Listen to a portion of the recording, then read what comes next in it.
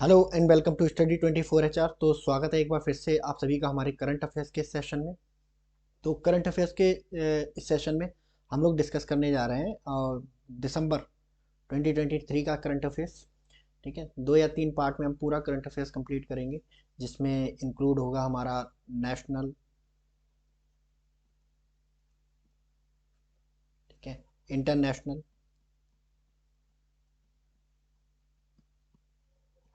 Sport, awards, appointment and recognition,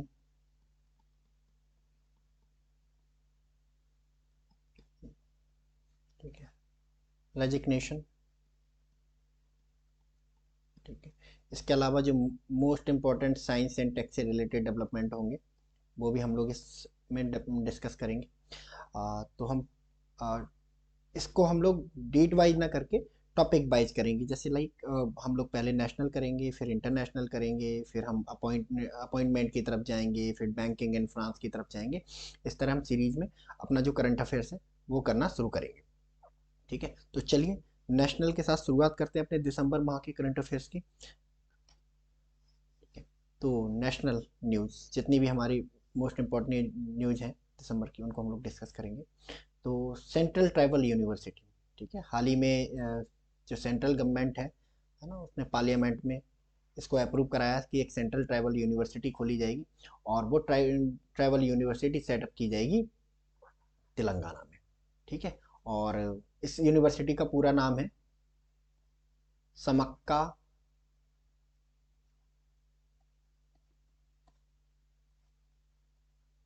Sarakka central tribal university. ठीक है, तो इसको तेलंगाना में सेटअप किया जाना है। तो याद रखेंगे, क्वेश्चन पूछा जा सकता है कि भाई सेंट्रल ट्राइबल यूनिवर्सिटी जो है वो किस स्टेट में सेटअप की जा रही है, तो your answer will be Telangana. ठीक है, चलिए नेशनल स्कूल गेम्स अभी हाल ही में स्टार्ट हुए, और ये 67th एडिशन है नेशनल स्कूल गेम्स का। और इसे स्टार्ट किया गया है, कहाँ पे शुरू हो रहे हैं, न्यू दिल्ली में। ठीक है, तो national school games new Delhi में स्टार्ट होने वाले हैं, तो याद रखेंगे इस चीज़ को। ठीक है, चलिए नेक्स्ट। तो जो हमारे फॉर्मर इंडियन क्रिकेटर हैं अंबाती राइडू, ठीक है, इनको बड़ा अनफॉर्चुनेट क्रिकेटर भी बोला जाता है।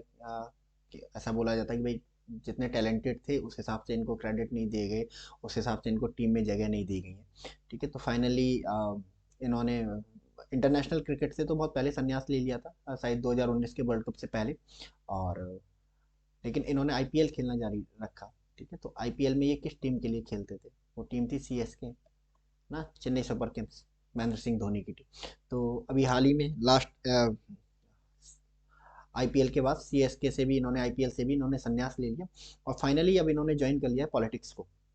ठीक है, और इन्होंने पॉलिटिक्स को ज्वाइन किया है, और जिस पार्टी को ज्वाइन किया है, तो अभी आंध्र प्रदेश में पावर में है।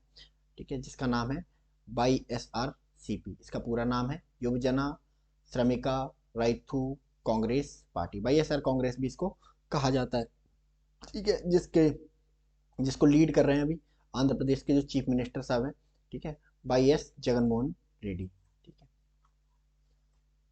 जगनमोहन रेड्डी साहब। ठीक है, तो ये पूछ सकता है कि भाई former Indian cricketer Ambati Rayudu ने, है ना, कौन सी जो पॉलिटिकल पार्टी है उसको ज्वाइन किया है, तो your answer will be YSR Congress, या युवा जन श्रमिका राइथू कांग्रेस पार्टी। ठीक है, जिसकी सरकार अभी हाल ही में कहाँ पे बनी है, आंध्र प्रदेश में, और इसके चीफ मिनिस्टर कौन है, YS जगनमोहन रेड्डी। ठीक है, चलिए नेक्स्ट। अभी हाल ही में हमारी जो होम मिनिस्ट्री है उसने जो मुस्लिम लीग है, ठीक है, जम्मू कश्मीर वाली मुस्लिम लीग, ठीक है, पाकिस्तान वाली मुस्लिम लीग नहीं, जम्मू कश्मीर वाली मुस्लिम लीग, इसको एक अनलॉफुल एसोसिएशन डिक्लेयर कर दिया है 5 साल के लिए। ठीक है, अंडर यूएपीए एक्ट। ठीक है, तो ये क्या अनलॉफुल एसोसिएशन क्या होती है,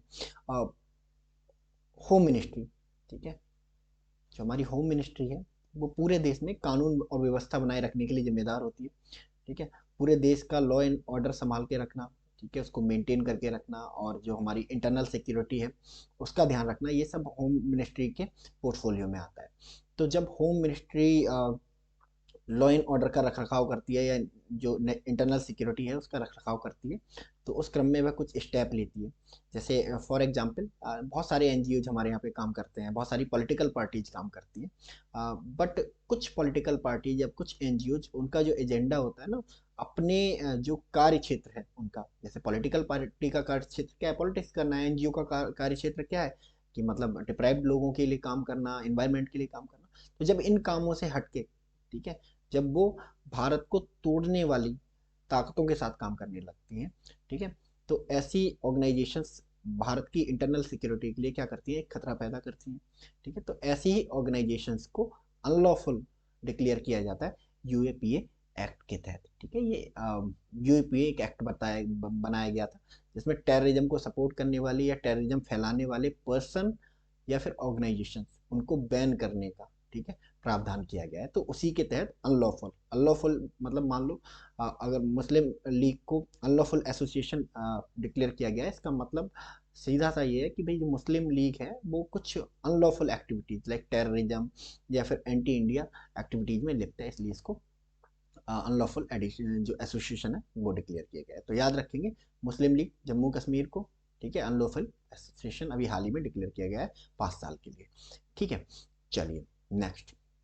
तो गुजरात गवर्नमेंट, गुजरात गवर्नमेंट अभी गुजरात में डेवलपमेंट तो काफ़ी हो चुका। अब ये क्या कर रहे हैं, गुजरात को अट्रैक्टिव बनाने की कोशिश की जा रही है, मतलब कुछ और एक्टिविटीज़ के थ्रू, कुछ और कैरिकुलम्स के थ्रू। तो अभी हाल ही में जो गुजरात की गवर्नमेंट है उसने एक एमओयू साइन किया है कि भाई मझगांव डॉक लिमिटेड के साथ कि आओ और हमारे साथ मिलके डेवलप करो इंडिया का पहला सबमरीन टूरिज्म प्रोजेक्ट। और ये कहाँ पे होने वाला है, द्वारका में होने वाला है। ठीक है, द्वारका आप सभी जानते हैं, ठीक है, द्वारका प्राचीन काल में भगवान कृष्ण की जो नगरी थी, बाद में वो समुद्र में क्या हो गई, डूब गई। तो आज भी जो लोग हैं समुद्र के अंदर पर्यटन करने जाते हैं, द्वारका को देखने जाते हैं। तो गुजरात की गवर्नमेंट ने सोचा कि क्यों ना इस अपॉर्चुनिटी को, पर्यावरण की, सॉरी, टूरिज्म की इस अपॉर्चुनिटी को क्यों ना अवसर में बदला जाए, क्यों ना इससे रेवेन्यू जनरेट किया जाए। तो इसी के तहत द्वारका में ही एक सबमरीन टूरिज्म, एक सबमरीन चलाई जाएगी, ऐसी सबमरीन जो आपको द्वारका तक, जो समुद्र में जो नगरी डूबी हुई है वहां तक आपको लेके जाएगी। ठीक है, तो गुजरात गवर्नमेंट, याद रखना, गुजरात गवर्नमेंट ने किसके साथ पार्टनरशिप की है, मझगांव डाक लिमिटेड के साथ पार्टनरशिप की है। ठीक है, और ये इंडिया का पहला सबमरीन टूरिज्म प्रोजेक्ट लॉन्च करने वाले हैं। तो आपसे क्वेश्चन दो तरह से पूछा जा सकते हैं कि किस राज्य में हाल ही में इंडिया का पहला सबमरीन टूरिज्म प्रोजेक्ट, है ना, लॉन्च किया है। तो आपका आंसर होगा गुजरात। ठीक है, द्वारका से याद रखना, द्वारका याद रखो, सारा याद आ जाएगा। और पूछा जा सकता है कि हाल ही में गुजरात गवर्नमेंट ने किस डॉकयार्ड के साथ मिलकर इंडिया की पहली सबमरीन टूरिज्म शुरू की है। तो आपका आंसर होगा मझगांव डाक लिमिटेड। ठीक है, चलिए नेक्स्ट। अयोध्या, है ना, जनवरी में ये टॉपिक जो है वाइडली डिस्कस किया जाएगा, ग्लोबली डिस्कस किया जाएगा हर जगह, चाहे सपोर्टर हो या विरोधी हो, वो सारे इस टॉपिक को डिस्कस करने वाले हैं पॉजिटिव और नेगेटिव वे में। क्योंकि अयोध्या में 22 जनवरी को जो भगवान राम का जो मंदिर है ना, वो बन के तैयार हो जाएगा, और जो उनकी मूर्ति है, प्राण प्रतिष्ठा है, वो की जाएगी प्रधानमंत्री नरेंद्र मोदी के द्वारा, जिसमें 700 से ज़्यादा जो गेस्ट हैं उनको बुलाया गया। तो अभी हाल ही में अयोध्या एयरपोर्ट का जो निर्माण है वो कंप्लीट हुआ। ठीक है, तो प्लान किया गया कि भाई अयोध्या एयरपोर्ट का नाम अयोध्या एयरपोर्ट नहीं रखते हैं, है ना, कुछ लीजेंड्स के नाम पे रखते हैं, जो रामायण के करेक्टर्स हैं या जो रामायण को लिखने वाले हैं उनके नाम से रखते हैं। तो अयोध्या एयरपोर्ट को अभी हाल ही में रीनेम किया गया है। किस नाम से रीनेम किया गया है, महर्षि वाल्मीकि एयरपोर्ट। ठीक है, तो अगर आपसे पूछा जाए कि महर्षि वाल्मीकि एयरपोर्ट जो भी हाल ही में, जिसकी शुरुआत अभी हाल ही में की गई है, कहाँ पर अवस्थित है, तो आपका आंसर होगा अयोध्या में अवस्थित है। ठीक है, चलिए नेक्स्ट। नम्मा कार्गो,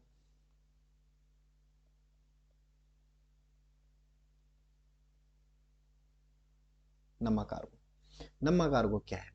ठीक है, नम्मा कार्गो एक लॉजिस्टिक सर्विस है, ठीक है, जिसको हाल ही में शुरू किया गया है कर्नाटका में। ठीक है, कोई बड़ी बात नहीं है, जो बहुत सारी लॉजिस्टिक सर्विसेज हैं वो ओपन होती रहती हैं, बंद होती रहती हैं, चलती रहती हैं। तो कर्नाटका में भी नम्मा कार्गो जो लॉजिस्टिक सर्विस है वो शुरू की गई है। बट किसके द्वारा शुरू की गई है, ये इंपॉर्टेंट है। तो इसको शुरू किया गया है जो कर्नाटका का जो स्टेट ट्रांसपोर्ट डिपार्टमेंट है उसके द्वारा, KSRTC, Karnataka state road transport corporation के द्वारा इसको शुरू किया गया है नम्मा कार्गो को। यानी कि जो रोडवेज अभी तक पैसेंजर को एक जगह से दूसरी जगह ट्रांसपोर्ट करती थी, वो अब क्या करेंगी, लॉजिस्टिक्स को भी एक जगह से दूसरी जगह क्या करेंगी, है ना, ट्रांसफर करने का काम करेगी। तो नम्मा कार्गो कहाँ से रिलेटेड, याद रखेंगे, कर्नाटका से रिलेटेड है। ठीक है, चलिए नेक्स्ट, चलिए नेक्स्ट, उत्तर प्रदेश। उत्तर प्रदेश बहुत वाइडली चर्चा में रहता है ना, और ख़ास करके अपने लॉ एंड ऑर्डर को लेके। तो लॉ एंड ऑर्डर को लेके कभी पॉजिटिव वे में तो कभी नेगेटिव वे में, ठीक है। कभी कुछ हीनियस क्राइम्स भी होते हैं, कुछ पुलिस की हेरोइक डीड भी होती है, बट बहरहाल जो उत्तर प्रदेश है वो खास करके चर्चा में बना रहता है, और ख़ास करके उत्तर प्रदेश पुलिस जो है, ठीक है, उत्तर प्रदेश पुलिस हमेशा चर्चा में बनी रहती है। तो अभी हाल ही में उत्तर प्रदेश पुलिस फिर चर्चा में आ गई, क्योंकि ये बनी है देश की पहली पुलिस, ठीक है, देश की पहली पुलिस जिसने व्हाट्सएप चैनल लॉन्च किया है, ठीक है। और ये व्हाट्सएप चैनल किस किस के लिए लॉन्च किए गए, हेडक्वार्टर बेसिस पे, डिस्ट्रिक्ट बेसिस पे। मान लो जैसे है ना कि यूपी का कोई डिस्ट्रिक्ट है जैसे कानपुर,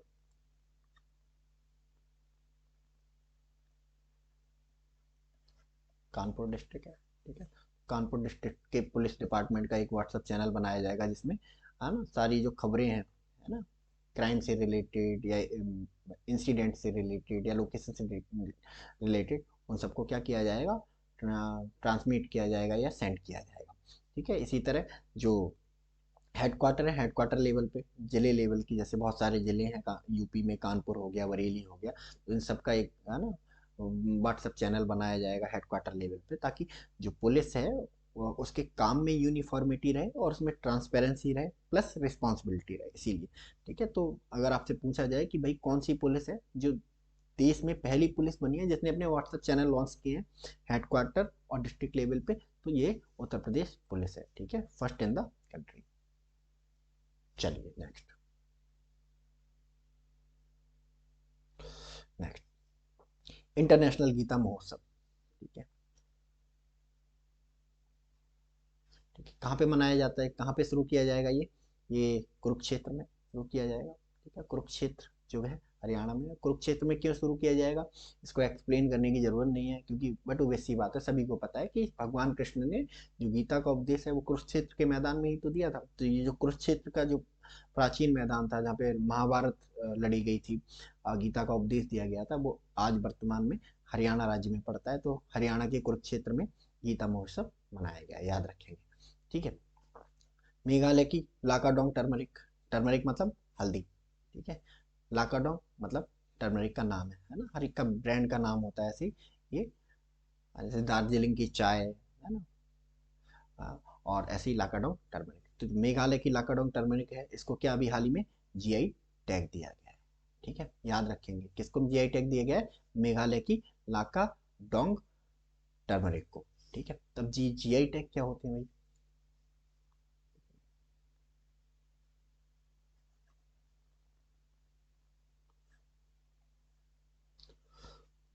चलिए, ये जीआई टैग क्या होते हैं,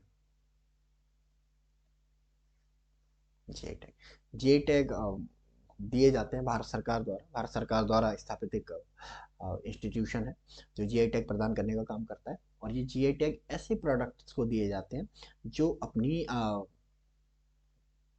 एक किसी खास विशेषता के लिए क्या होते हैं, फेमस होते हैं, ठीक है, या एक खास तरह की व्यवस्था रखते हैं, खास तरह की विशेषता रखते हैं। लाइक सपोज दैट कि अगर मैं बात करूं बनारस की साड़ी,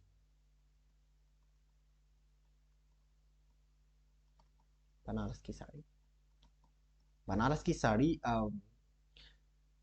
को जीआई टैग मिला हुआ है। अब बनारस की साड़ी को जीआई टैग इसलिए नहीं मिला हुआ है कि सिर्फ बनारस में ही जो है साड़ियाँ बनती हैं, साड़ियाँ पूरे देश में कहीं भी बनती हैं, पूरे देश में north east west north south सब जगह साड़ियाँ बनती हैं, ठीक है, बट बनारस की साड़ियाँ अपनी कढ़ाई के कारण, एक अपने कपड़े के कारण, अपने फैब्रिक के कारण एक यूनिकनेस रखती हैं जो देश की अन्य साड़ियों में नहीं पाई जाती। जैसे इसके अलावा बनारस की साड़ी के अलावा कांजीवरम की साड़ी भी हो गई, ठीक है, तो उसको भी जीआई टैग मिला हुआ है क्योंकि उसकी अपनी विशेषता है।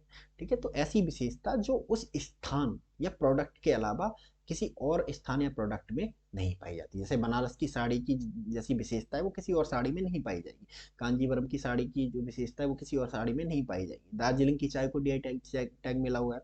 ठीक है, तो जैसी अ, विशेषता दार्जिलिंग की चाय में है वो किसी दूसरी चाय में नहीं पाई जाएगी। तो इसी मतलब एक विशेष विशेषता के आधार पर जो टैग दिया जाता है उसी को क्या क्या जाता है, जियोग्राफिकल टैग कहा जाता है। तो किसको मिला ये जियोग्राफिकल टैग, मेघालय की लाकाडोंग टर्मरिक को।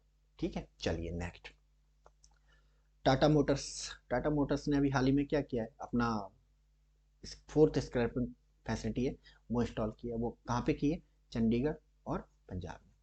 ठीक है, चंडीगढ़ जो पंजाब में है वहाँ पे इन्होंने अपनी जो फैसिलिटी है उसको इंस्टॉल किया है। अच्छा, आप देखेंगे कि भाई जो पंजाब है वहाँ पे बहुत सारी स्क्रैपिंग फैसिलिटीज़ हैं, जो खास करके जो कार बनाने वाली कंपनियां हैं, बसेस बनाने वाली कंपनियां हैं।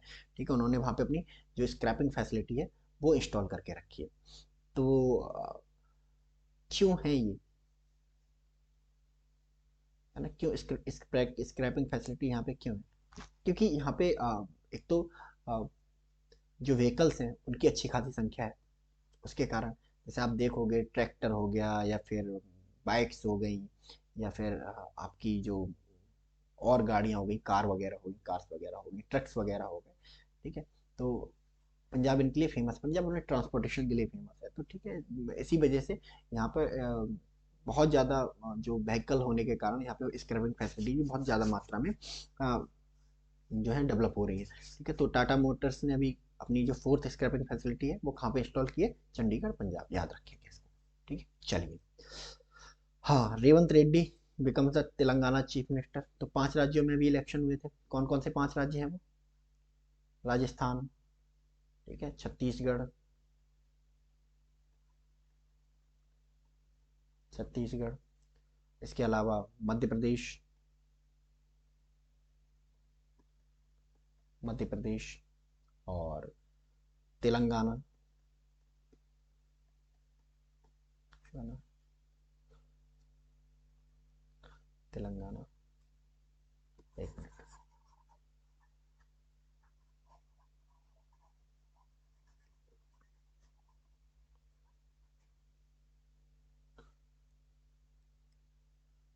चलिए, तेलंगाना और तेलंगाना के अलावा मिजोरम।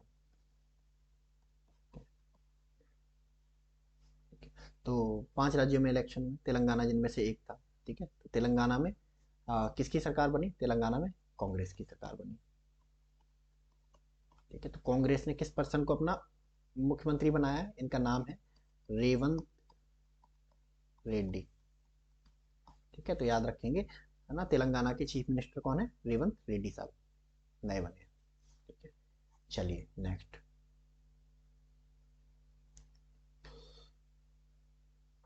ठीक है, चलिए। अभी हाल ही में जो हमारा एनसीआरबी है, नेशनल क्राइम रिकॉर्ड ब्यूरो। ठीक है, एनसीआरबी। ठीक है, इसका काम क्या है, एनसीआरबी का काम जो देश में हो रहे, स्टेट्स में हो रहे जो क्राइम है उन पर नज़र रखना और उनके बारे में डेटा इकट्ठा करना कि किस राज्य में किस जिले में कितने क्राइम्स हो रहे हैं, और उन क्राइम्स को रोकने के लिए सरकार को समय समय पर सजेशंस देना। तो डिफरेंट डिफरेंट रिपोर्ट की पब्लिश करता है एनसीआर। तो अभी हाल ही में जो एनसीआरबी है उसने एक रिपोर्ट पब्लिश की सेफेस्ट सिटी की। ठीक है,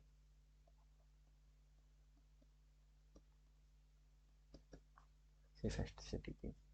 ठीक है, तो एनसीआरबी की इस रिपोर्ट के अकॉर्डिंग भारत का सबसे सेफ शहर, सिक्योर्ड शहर कौन सा है, इंडिया का सबसे सिक्योर्ड शहर। ठीक है, तो ये डिक्लेयर किया गया है कोलकाता को, एनसीआरबी के अकॉर्डिंग। है ना, भारत में सबसे ज़्यादा क्राइम अगर किसी, सबसे कम क्राइम अगर किसी शहर में होते हैं तो वो कोलकाता है। ठीक है, तो याद रखेंगे एनसीआरबी की डेटा के अकॉर्डिंग सबसे कम क्राइम वाला एरिया कौन सा है, शहर कौन सा है, कोलकाता। ठीक है, चलिए।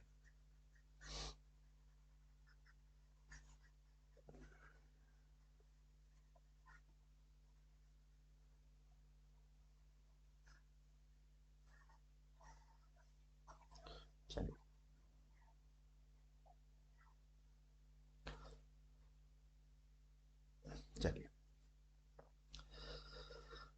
अभी हाल ही में प्रधानमंत्री नरेंद्र मोदी ने महाराष्ट्र का दौरा किया, ठीक है। और इस महाराष्ट्र के अपने दौरे के दौरान उन्होंने क्या किया, एक छत्रपति शिवाजी महाराज की जो स्टैच्यू है उसका अनावरण किया। कहाँ पर किया? राजकोट फोर्ट में, याद रखेंगे, ठीक है।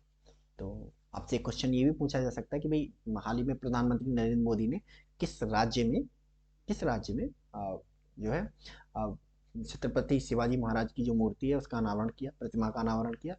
तो आपसे पूछा जा सकता है महाराष्ट्र या राजकोट फोर्ट महाराष्ट्र या कोई और फोर्ट, बहुत सारे फोर्ट्स हैं महाराष्ट्र में, उनको रिलेटेड, ठीक है। चलिए नेक्स्ट है हमारा मिशन दक्ष।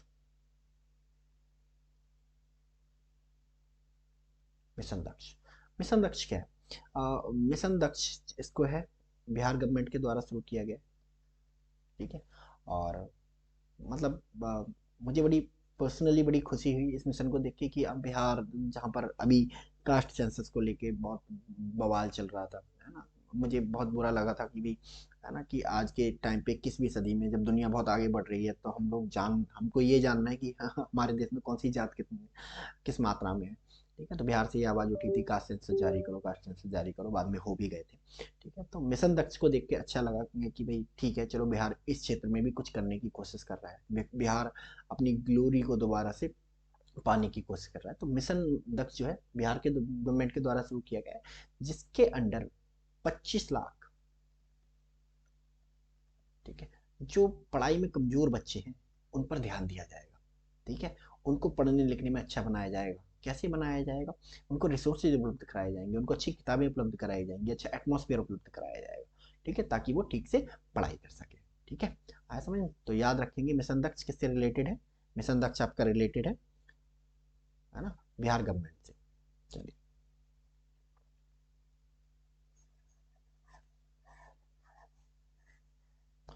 चलिए साइक्लोन मिचुआंग,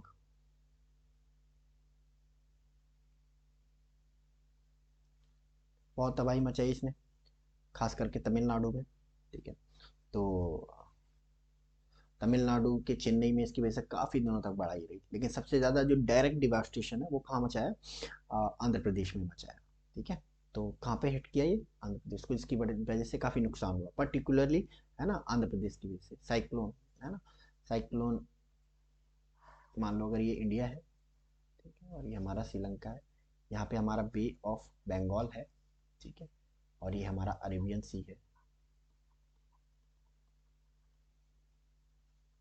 अरेबियन सी है, ठीक है। तो यहाँ ऑरिजिनेट हुआ था ये साइक्लोन, कुछ इस तरह के होते हैं, ठीक है। तो मैं बाद में बताऊंगा, जो आपको कभी जब ज्योग्राफी में पढ़ाऊंगा तो साइक्लोन कैसे बनते हैं। फिलहाल अभी इतना जानिए कि ये बे ऑफ बंगाल में बना था। यहाँ पे आपका तमिलनाडु है, ठीक है, फिर यहाँ पे आपका आंध्र प्रदेश पड़ जाता है, फिर उड़ीसा पड़ जाता है। तो इस कोस्ट से ऐसे टकराता हुआ, ऐसे टकराता हुआ ये आगे निकल गया, बांग्लादेश के कोस्ट पे भी काफ़ी तबाही मची। तो याद रखेंगे, अब पूछ सकता है कि अभी हाल ही में, है ना, बे ऑफ बंगाल में कौन सा साइक्लोन आया, तो आप याद रखेंगे साइक्लोन मिचोंग, ठीक है, आंध्र प्रदेश में। चलिए नेक्स्ट। तो अभी हम थोड़ी देर पहले डिस्कस कर रहे थे इलेक्शन के बारे में। कितने राज्यों में इलेक्शन हुए हैं? 5 राज्यों में इलेक्शन हुए, 5 स्टेट में, ठीक है। 5 स्टेट कौन कौन से हैं?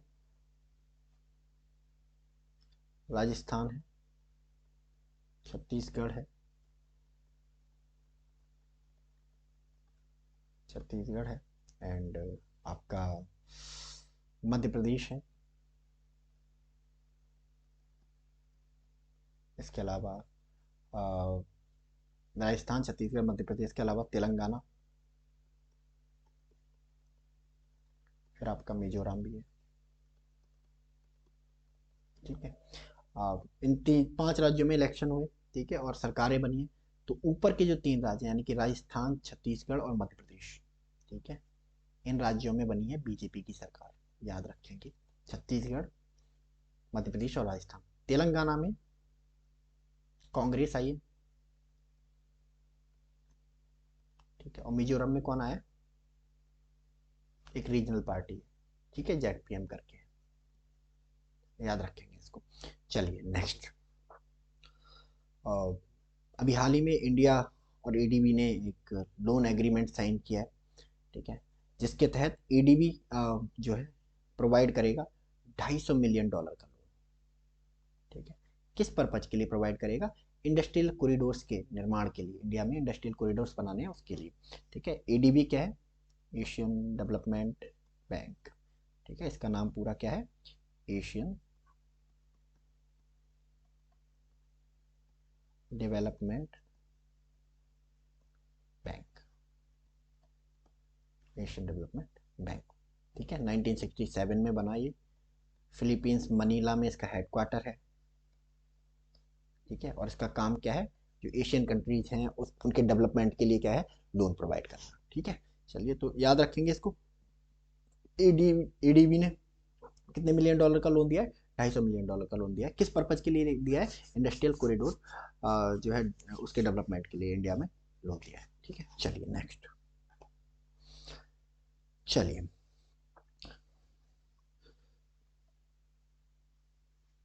इंडिया ने फिर एक एमओयू एक साइन किया है एडीबी के साथ। कितने मिलियन डॉलर का? $250 मिलियन का के लिए। ठीक है, यानी कि कुल मिला के बात वही है कि एडीबी अगेन $250 मिलियन का लोन देगा इंडिया को। ठीक है, किस पर्पज के लिए? Delhi Meerut regional rapid transit system. ठीक है, हम एक रैपिड रेल बना रहे हैं जो लगभग 40 मिनट में दिल्ली से मथुरा तक की, सॉरी मेरठ तक की जो आपकी जो दूरी है उसको तय करेगा। ठीक है, तो $250 मिलियन इसके लिए एडीबी देने वाला है। एडीबी के बारे में हमने जान लिया था। एडीबी क्या है? Asian development bank. ठीक है, 1967 में बना, मनीला में हेडक्वार्टर है। कितने मिलियन डॉलर देने जा रहा है? $250 मिलियन, है ना? Delhi Meerut regional rapid transit system के लिए, RRTS। चलिए नेक्स्ट। ठीक है, वंदे भारत एक्सप्रेस। ठीक है, अभी हाल ही में प्रधानमंत्री नरेंद्र मोदी ने क्या किया? वंदे भारत एक्सप्रेस का इनॉग्रेशन किया। वंदे भारत एक्सप्रेस, ठीक है, कहाँ से कहाँ चलेगी ये वंदे भारत एक्सप्रेस? दिल्ली से बनारस के लिए। ठीक है, और ये ऐसा नहीं है कि पहली वंदे भारत है दिल्ली से बनारस के बीच में, ये दूसरी वंदे भारत है। ठीक है, तो याद रखेंगे। पूछ सकता है कि अभी हाल ही में किस रूट पर प्रधानमंत्री मोदी ने दूसरी दूसरी जो वंदे भारत एक्सप्रेस है उसकी शुरुआत की है? तो आपका आंसर होगा दिल्ली टू बनारसी। ठीक है, चलिए। साथी, साथी, साथी का मतलब है सेल्फ असेसमेंट। ठीक है, टी फॉर टेस्ट। ठीक है, and help, H for help for entrance examination. ठीक है, तो इस ऐप को भी हाल ही में शुरू किया गया है, साथी ऐप को, है ना, जिसको शुरू किया है मिनिस्ट्री ऑफ एजुकेशन ने। और इसको ऐप को जो है डेवलप किया है आईआईटी कानपुर ने। किस पर्पज के लिए डेवलप किया गया है? ठीक है, नाम से ही पता चल रहा है, साथी है मतलब self assessment test and help for entrance exam. यानी कि जो बच्चे जिनके पास कोचिंग्स में पढ़ने के लिए फीस नहीं है ना, फीस नहीं अफोर्ड कर सकते हैं, तो उनके लिए ये पोर्टल जारी किया गया है ministry of education IIT Kanpur की तरफ से। ठीक है, ताकि जो लोग बाहर जाने में सक्षम नहीं है या फिर जो पैसे अफोर्ड नहीं कर सकते हैं, तो उनको क्या है, एक एफिशिएंट जो शिक्षा है वो प्रोवाइड करी कराई जा सके साथी पोर्टल के थ्रू। ठीक है, तो याद रखेंगे साथी पोर्टल क्या है। ठीक है, चलिए। ठीक है, तो अभी हम थोड़ी देर पहले हम डिस्कस कर रहे थे एनसीआरबी के बारे में, नेशनल क्राइम रिकॉर्ड ब्यूरो। ठीक है, क्या करता है ये? है ना, जैसे कि पहले भी बताया था कि देश में हो रहे जितने भी अपराध हो रहे होते हैं उनके बारे में सरकार को बताना, उनके प्रकार के बारे में सरकार को बताना, और उन क्राइम्स को कम करने के लिए सरकार को अ, सलाह देना। इसके अलावा ये बहुत सारी रिपोर्ट पब्लिश करता है। ठीक है, कि भारत का सबसे सेफ शहर कौन सा है, भारत का सबसे सेफ स्टेट कौन सा है, ऐसी जो रिपोर्ट्स हैं इसी के द्वारा पब्लिश की जा सकती हैं, पब्लिश की जाती हैं। अभी थोड़ी देर पहले मैं आपको बता रहा था कि भाई एनसीआरबी के डेटा के अकॉर्डिंग भारत का सबसे जो सेफ शहर है वो कौन सा है, तो मैंने आपको बताया था कि कोलकाता है। ठीक है, इनके अकॉर्डिंग इन्होंने एक और रिपोर्ट पब्लिश की है। इनके अकॉर्डिंग जो हैदराबाद है वो नंबर फर्स्ट पे आया किसमें? फूड एडल्ट्रेशन केसेस में। यानी कि हैदराबाद जो है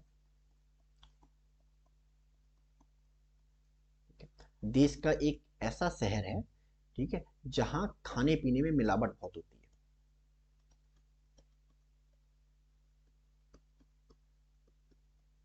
ठीक है, तो आप ऐसे समझेंगे खाने पीने में मिलावट करने में सबसे, है ना। नंबर 1 शहर कौन सा है, तो हैदराबाद। ठीक है, सबसे ज्यादा खाने पीने में मिलावट करने वाला शहर कौन सा है, हैदराबाद है। ठीक है, याद रखेंगे इसको। चलिए नेक्स्ट। हाँ, इंडिगो एयरलाइंस है ना, चर्चा में रहती है, कभी कंट्रोवर्सी की वजह से, कभी अपने ट्रीटमेंट की वजह से, कभी अपने जेस्चर्स की वजह से, हमेशा चर्चा में बनी रहती है। तो अभी एक बार फिर इंडिगो एयरलाइंस चर्चा में है, क्योंकि ये बनी है पहली Indian airlines to carry 100 million passenger in a year. यानी कि 2023 में 100 मिलियन पैसेंजर्स को, 100 मिलियन पैसेंजर्स को इंडिगो ने ट्रैवल कराया। याद रखेंगे, इंपॉर्टेंट है ये एग्जाम पर्सपेक्टिव से। ठीक है, ठीक है। तो किस एयरलाइंस ने 100 मिलियन पैसेंजर्स को ट्रैवल कराया है, तो ये है आपकी और इंडिगो एयरलाइंस। चलिए नेक्स्ट। चलिए, government to boost nuclear power capacity. ठीक है, गवर्नमेंट ने डिसाइड किया है भाई न्यूक्लियर पावर कैपेसिटी है उसको बढ़ाया जाएगा, और ये कैपेसिटी की जाएगी 7,480 मेगावाट से बढ़ा के 22,480 मेगावाट तक। ठीक है, और ये कब तक की जाएगी, 2032 तक। याद रखना है इसको, डेटा को, बहुत इंपॉर्टेंट डेटा है। ठीक है, तो कितना बढ़ाने जा रही है, अभी फिलहाल कितनी है, 7,480 मेगावाट है, और इसको बढ़ा के कितना करना है, 22,480 मेगावाट करना है। ठीक है, कब तक करना है, दिसंबर 2032 तक। ठीक है ना। अब देखो कि भाई न्यूक्लियर पावर कैपेसिटी को क्यों बढ़ाने पे है ना जोर दिया जा रहा है यहाँ पे, ये भी सोचने वाली बात है ना। तो न्यूक्लियर पावर कैपेसिटी ने जो न्यूक्लियर पावर होती है ना, जो न्यूक्लियर पावर प्लांट होते हैं वो अदर प्लांट के कंपैरिजन में, ठीक है, पॉल्यूशन कम फैलाते हैं। इससे इलेक्ट्रिक थर्मल पावर प्लांट है जैसे, है ना। तो थर्मल पावर प्लांट से जब बिजली बनती है तो कोयले का इस्तेमाल बहुत होता है, जिसकी वजह से क्या होता है, एनवायरनमेंट में पॉल्यूशन बढ़ता है। बट न्यूक्लियर पावर प्लांट में, ठीक है, इस तरह का पॉल्यूशन नहीं होता है। इसलिए न्यूक्लियर एनर्जी को बढ़ाने पर जोर दिया जाता है, इसलिए न्यूक्लियर पावर कैपेसिटी को बढ़ाने पर जोर दिया जाता है। तो ये कैपेसिटी कितनी कब तक होने वाली है, ये है ना 2032 तक 7,480 से बढ़ के कितनी होने वाली है, 22,480 तक। ठीक है, चलिए इंटरनेशनल संघ फोरम। इंटरनेशनल संघ फोरम, ठीक है। अब ये संघ फोरम क्या है, ठीक है, आपने सुना होगा बौद्ध धर्म में, है ना, बुद्ध धम्म संघ, 3 टर्म्स होते हैं, बुद्ध धम्म और संघ। ठीक है, तो ये है ना कोई और संघ नहीं है, ये बौद्ध धर्म वाला संघ है। तो इसमें है ना, संघ में क्या होता है ना, संघ को किसको कहते हैं, बहुत सारे लोगों की गैदरिंग को। ठीक है, संघ कहा गया है ना। हिंदी में भी कहा जाता है, संस्कृत में भी कहा जाता है, बौद्ध धर्म में भी संघ का यही मतलब है। तो अभी हाल ही में इंटरनेशनल संघ फोरम का आयोजन किया गया, और ये आयोजन कहाँ किया गया, इंडिया के कहाँ पे, बोध गया में। ठीक है, बोध गया में ये आयोजन किया गया।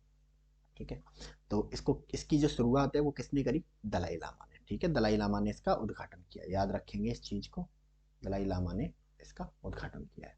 ठीक है, तो आपसे पूछ सकता है कि भाई सबसे पहला क्वेश्चन यहाँ से अराइज होगा, जो जो इंटरनेशनल संघ फोरम है उसका आयोजन कहाँ किया गया। ठीक है, बोध गया में किया गया, जो कि इंडिया में है। पिछले साल कहाँ किया गया था, श्रीलंका में किया गया था। ठीक है, या फिर आपसे ये पूछेगा कि इंटरनेशनल संघ फोरम जिसका आयोजन बोध गया में किया गया का अनावरण किसने किया है, या फिर इसका उद्घाटन किसने किया, तो आपका आंसर होगा दलाई लामा ने, कहा गया दलाई लामा ने, है ना, किया था। ठीक है, चलिए नेक्स्ट। मणिपुर लॉन्च सांस कैंपेन। ठीक है, टू काउंटर रिएक्ट न्यूमोनिया। ठीक है, तो सांस याद रखना है इसको, है ना, दूसरे स्टेट का है ना। अगर आप नेशनल लेवल एग्जाम नहीं दे रहे हैं, अगर स्टेट लेवल दे रहे हैं, है ना, तो फिर बहुत ज़्यादा मतलब का नहीं है आपके लिए। ठीक है, तो सांस कैंपेन की शुरुआत की गई है ना, मणिपुर के द्वारा, कि किस चीज़ को काउंटर करने के लिए, निमोनिया को। ठीक है, किसने शुरुआत की है, मणिपुर। 2 क्वेश्चन अराइज होंगे कि भाई सांस क्या है। ठीक है, तो पूछा जाएगा कि भाई जो हम लेते हैं, है ना, इनहेल करते हैं, या फिर कॉम कैंपेन है। ठीक है, या पूछा जाएगा सांस कैंपेन क्या है, तो आपसे है ना, सांस कैंपेन को आप ज़्यादातर ये समझोगे कि सांस से रिलेटेड बीमारियों के लिए नहीं, बट ये जो निमोनिया होता है उसको काउंटर करने के लिए। या पूछा जा सकता है जो सांस कैंपेन है उसको किस राज्य ने लॉन्च किया है। ठीक है, तो आपका आंसर होगा मणिपुर। ठीक है, चलिए next. French president Emmanuel Macron, ठीक है, इनको इनवाइट किया गया as a chief guest of India's republic day, ठीक है, यानी कि जो आने वाली 26 जनवरी है, ठीक है, उसको ये हमारे चीफ गेस्ट होंगे। ठीक है, हमारे यहाँ हर साल 26 जनवरी पे, है ना, एक परंपरा रही है कि किसी दूसरे देश के जो हेड ऑफ स्टेट है उनको बुलाया जाता है और उनको गेस्ट ऑफ ऑनर दिया जाता है, चीफ गेस्ट बनाया जाता है, जो हमारी परेड को देखते हैं, सलामी देते हैं। ठीक है, तो ये 1951 से हमारी एक परंपरा बनी रही है। इंडोनेशिया के राष्ट्रपति आए थे, है ना, 1951 में सबसे पहले, और लास्ट ईयर 2023 में, है ना, इजिप्ट के प्रेसिडेंट आए थे, और इस साल 2024 में कौन आ रहा है, एनामुअल मैक्रो, जो कि है फ्रांस के प्रेसिडेंट। ठीक है, तो अभी हाल ही में इनको पहले जो बाइडन को इनवाइट किया गया था, बट जो बाइडन ने कह दिया कि भाई थोड़ा बिजी है, नहीं आ सकते, तो हमने फिर एनामुअल मैक्रो को इनवाइट किया एज ए चीफ गेस्ट। ठीक है, तो इन्होंने अभी हामी भर दी है, और ये 26 जनवरी को बनने जा रहे हैं हमारे देश के, है ना, गणतंत्र दिवस के चीफ गेस्ट। ठीक है, चलिए नेक्स्ट, साइबर सिक्योरिटी, है ना, आज दुनिया में सबसे इम्पोर्टेंट टॉपिक अगर कुछ है तो साइबर सिक्योरिटी है, क्योंकि आपके फोटोज हों या आपके पैसे हों, सब कुछ क्या पाया ऑनलाइन पाया जाता है आज के टाइम पे। ठीक है, तो साइबर सिक्योरिटी को मजबूत करने के लिए हमें ज़रूरत होती है भाई साइबर सिक्योरिटी को जानने वाले लोगों की, टैलेंट की। तो साइबर सिक्योरिटी टैलेंट डेवलपमेंट के लिए, ठीक है, आईआईटी जो दिल्ली है, उसने अभी एमओयू साइन किया है किसके साथ, कैस्पर्सी के साथ। ठीक है, कैस्पर्सी के साथ, ठीक है, कैस्पर्सी के साथ इन्होंने साइन किया है एक एमओयू, जिसके तहत आईआईटी दिल्ली और कैस्पर्सी दोनों मिलकर ही क्या करेंगे, टैलेंट डेवलपमेंट करेंगे इंडिया में। ठीक है, तो चलिए इस पार्ट में हम लोग इतना ही रखते हैं। बाकी का जो करंट अफेयर्स है वो हम नेक्स्ट सेशन में डिस्कस करेंगे, और कोशिश करेंगे कि 2 सेशन में इसको कंप्लीट किया जाए। वैसे बहुत बड़ा है ये करंट अफेयर्स, ठीक है, बट कोशिश पूरी रहेगी कि इसको 2 सेशन में समाप्त किया जाए। तो आज के सेशन में इतना ही, तब तक आप लोग अपना ध्यान रखिए, मन लगा के पढ़ाई करिए। Thank you so much.